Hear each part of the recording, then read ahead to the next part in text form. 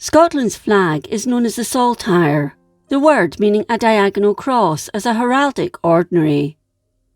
It's also known as St Andrew's Cross. It's supposed to represent the crucifixion of the Apostle St Andrew, the younger brother of Simon Peter, in 60 AD, who was placed on this type of cross by the Romans. It's believed he himself suggested he was unworthy to be crucified on the traditional cross associated with the death of Jesus. However, there is another explanation given by historians that Andrew was in fact crucified in Greece, where the diagonal cross was more prevalent.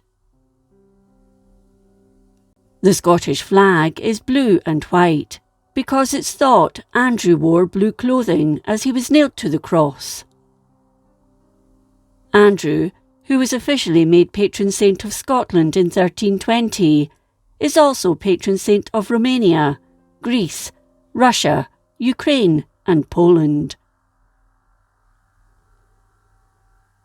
The reasoning behind St Andrew's association with Scotland was that in 345 AD, nearly 3 centuries after his death, St Regulus, also known as St Rule, brought his bones to Scotland from Greece after he'd seen an angel who told him to take some of them to a distant land.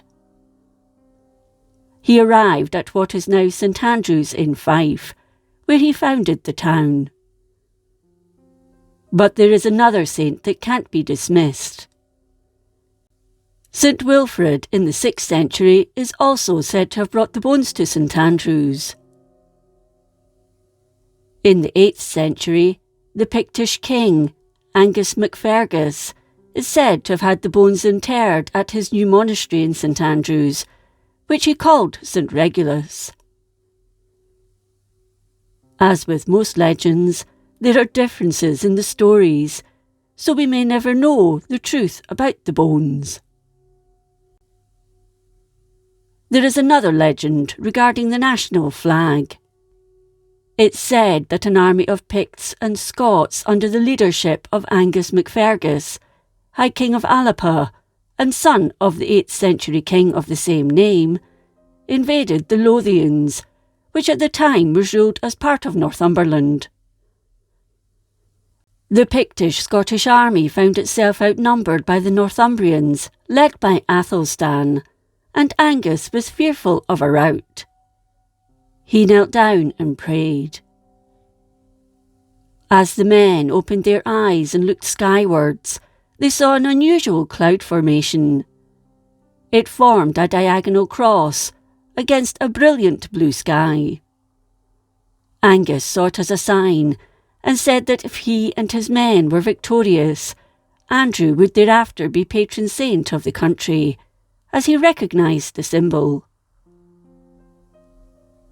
The battle was fought, and the king's army was indeed victorious, with Athelstan being killed near a river crossing, giving rise to the name of the nearby village, Athelstaneford. Angus kept his word, and Andrew became patron saint of Scotland.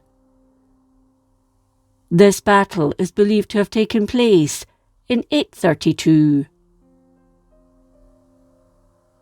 Yet there is another version of this legend.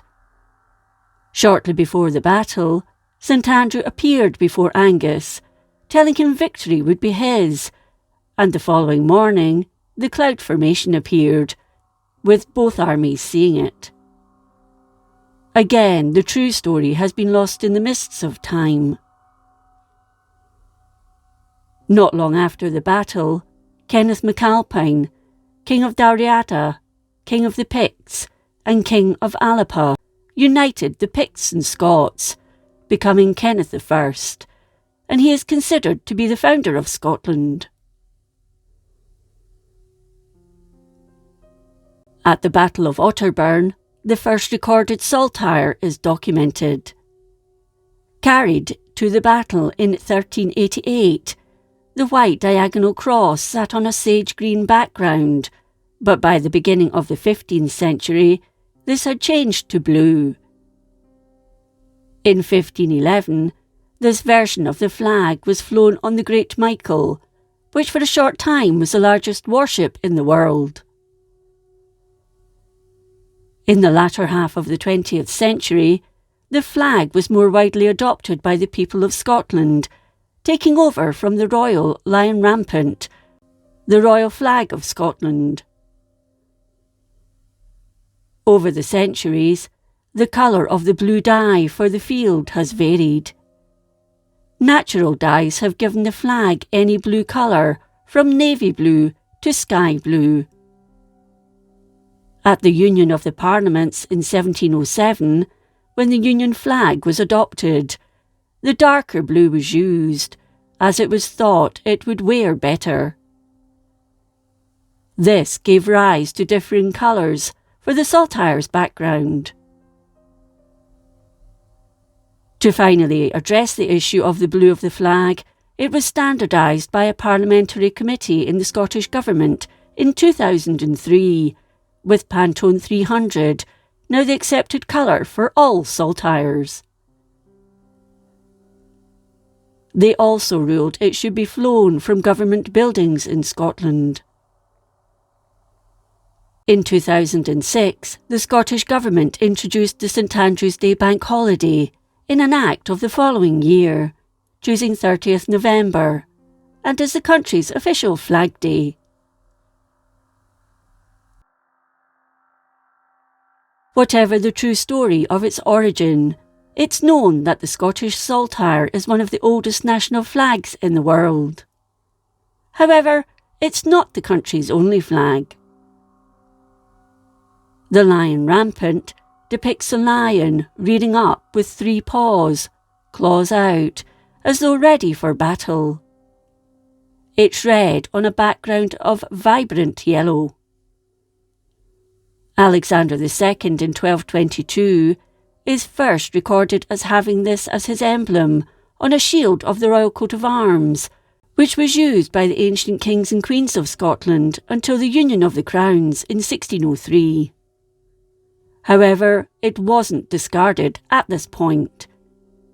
Instead, it was incorporated into the royal coat of arms and banners, but remains the symbol of Scotland on them. Today, several areas of Scotland have their own flag, including Shetland, Orkney, Caithness and South Uist, which are all strongly influenced by their Norse heritage. It's thought more areas will follow suit, with Skye being the latest in 2020.